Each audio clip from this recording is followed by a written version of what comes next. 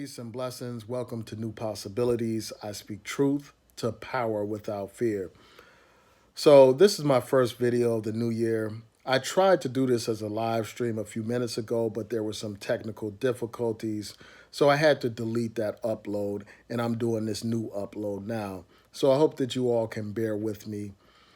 Before I get into the content of this particular video, I want to encourage each and every one of you to donate to my political campaign. As you all probably know by now, I'm running for Baltimore City Council. My name is Anson Asaka, and I'm running in District 4, and I hope that I can have your support. I have about 9,000 subscribers here on YouTube. If each and every one of you gave $10 to this campaign, it would be possible for me to be highly competitive in this race. The election is April 28th. That is coming up. That will be here before we know it. So I need your support today. I need you to reach down in your pocket and donate $10 to this political campaign. This campaign is not about me. This campaign is about a better, cleaner, and safer Baltimore. It's about educating and empowering our youth. It's about ending the violence that is plaguing this city. This campaign is about ending the disparities that exist in this city, the racial disparities, the social economic disparities. So I hope that I can have your support. So again, I encourage you all to donate at least $10 to this campaign. I would be highly competitive, again, if you all made those donations.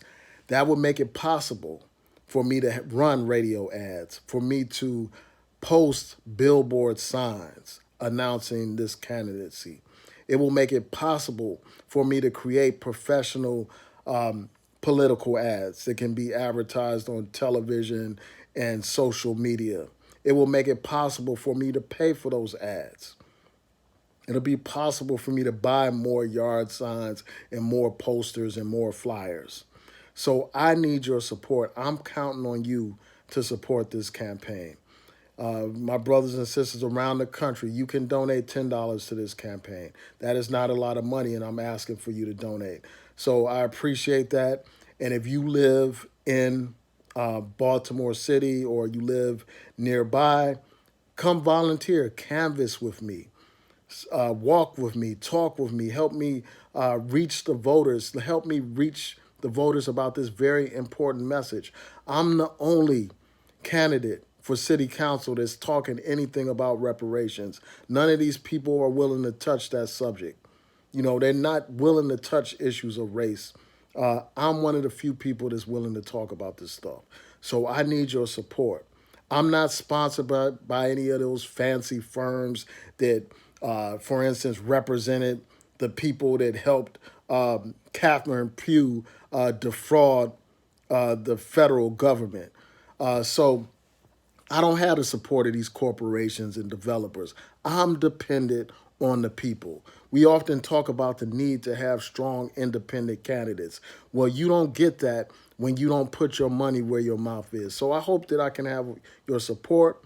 I will post a link in the description box and in the comments to my website so that you all can make a donation to my campaign. You can visit my website at ansonasaka.com. That's ANSONASAKA.com. I will post a link again so that people can make those donations. Also, before I get into this content, I want to let people know that I'm reaching a major milestone in my life, man. And I'm not going to say the age. You're going to have to look at the invite to find out all that information. But it's a major milestone for me, so I'm going to celebrate. Usually I don't do the birthday party thing. I usually just chill, enjoy myself on the low and relax. But this year, I'm going to party, man. I'm going to ball out till I fall out, man. It's going to be a lot of fun. It's going to be an all-black birthday bash, and I hope to see you there.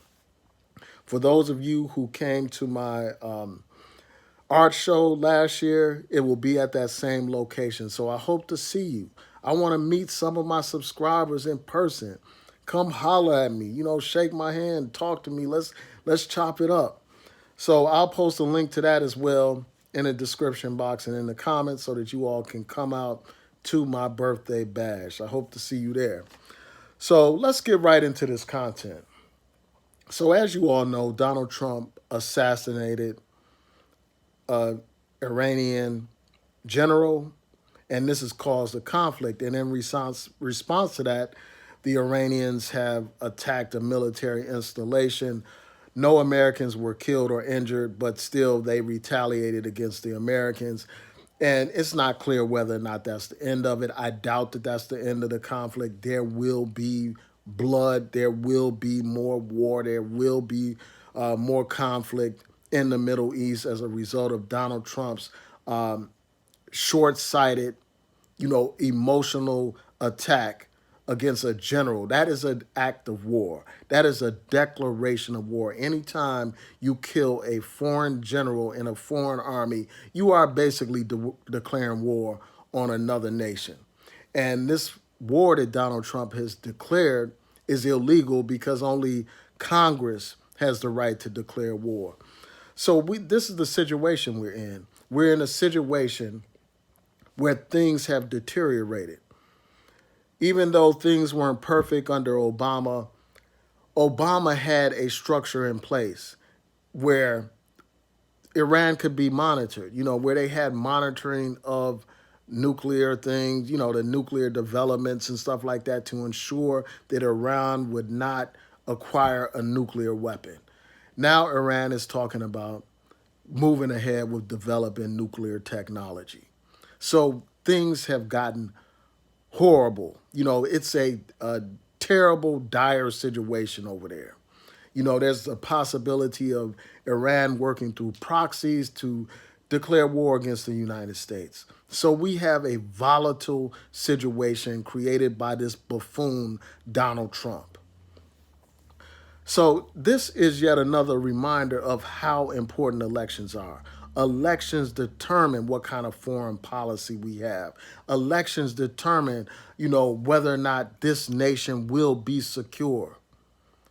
This stuff is very important, but yet and still you had these so-called Black Power advocates on here telling you and me not to vote. You had this one fool actually launching a don't vote campaign, and every day when this buffoon Donald Trump does something horrible, we are reminded just how important these elections are. And this is yet another reminder of this, man.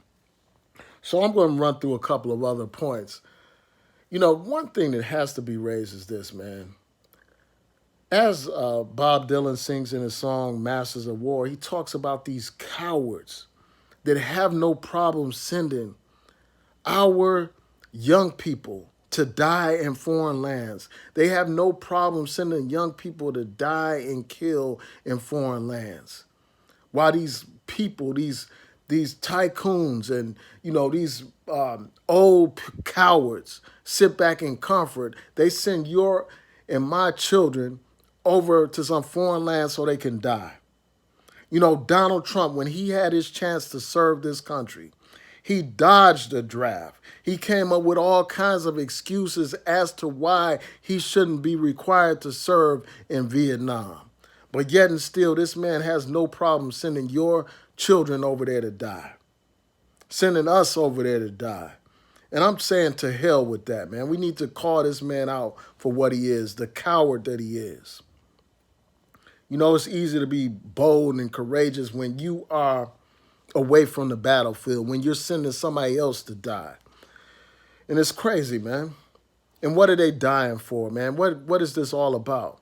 It's all about the control of resources. It's all about corporate interests. It's all about promoting the interests of the pro-Israeli lobby in this country that has been wanting to declare war on Iran for a long time, and now they are doing it through their proxy, the United States of America. And that's a disgrace, man. It's an absolute disgrace. And also, it's important to point out that Donald Trump knows that this act of war is nothing but politics. This man condemned Obama.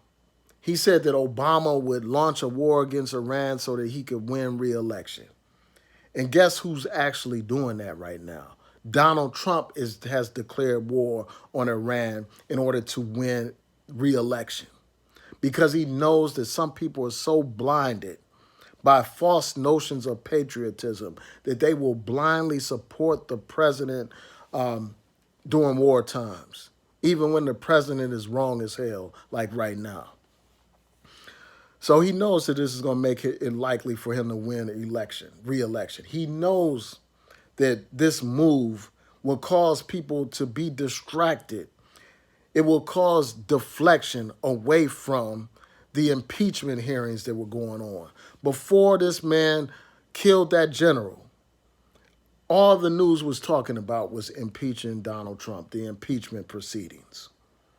All that was the focus of the news. But now most of the focus is directed towards this crisis that Donald Trump has helped create in the Middle East by this disastrous decision.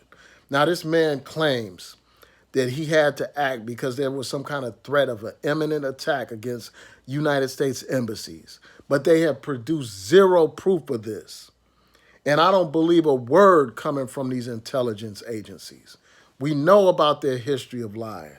We know what they did when it came to the Iraq war, just cooked up some fake intelligence to justify bombing and killing thousands of people. That's what they did. Told you and me that there were weapons of mass destruction over there in in Iraq. Weapons of mass destruction. They told you and me that Saddam was connected with the terrorists and stuff like that. And it turns out that all of that was false. And we are seeing a repeat of that kind of situation right now. Another thing that I want to deal with before I close this video is this whole thing of terrorism.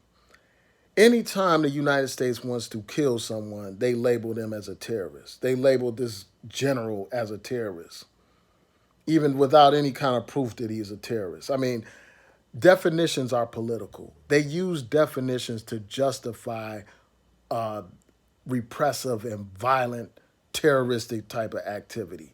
And that's what they're doing now. They know that if they label someone a terrorist, then nobody cares if that person is dead. Nobody cares if that person is assassinated. People begin to believe that that was a good thing to assassinate somebody when you can label them as a terrorist. But in many ways, when we look at that word terrorism, we can see that our own government participates in terrorism. When they bomb the babies, when they use the drones to kill innocent women and children, that's terrorism. When they bomb countries saying that they are using surgical strikes, but yet and still many innocent civilians die in those conflicts, that's terrorism. When they support, the collective punishment of the Palestinian people in the West Bank and Gaza Strip, that's terrorism. And it needs to be called out. But none of these people had the courage to do so because they're owned by these lobbying interests and stuff. But anyway, man, I just had to share my thoughts, man. It's just a shame that this guy, Donald Trump, man, when he had a chance to serve, he dodged the draft. But yet and still, he has no problem sending our children over there to die in some foreign land. So anyway, man, tell me what y'all think. Please rate, comment, subscribe, like the video, share the video, hit that notification bell so that you'll know when I post new content. I will be back over here regularly.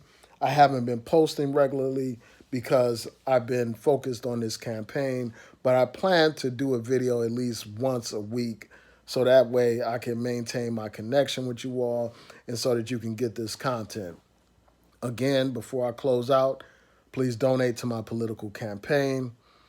Please come out if you are in the Baltimore DMV area. Come out to my birthday bash, all black everything. That's February 22nd at the Montego Bar and Grill located at 1818 North Charles Street in Baltimore, Maryland. Come out and holler at your man. I want to meet some of y'all in person so we could chop it up.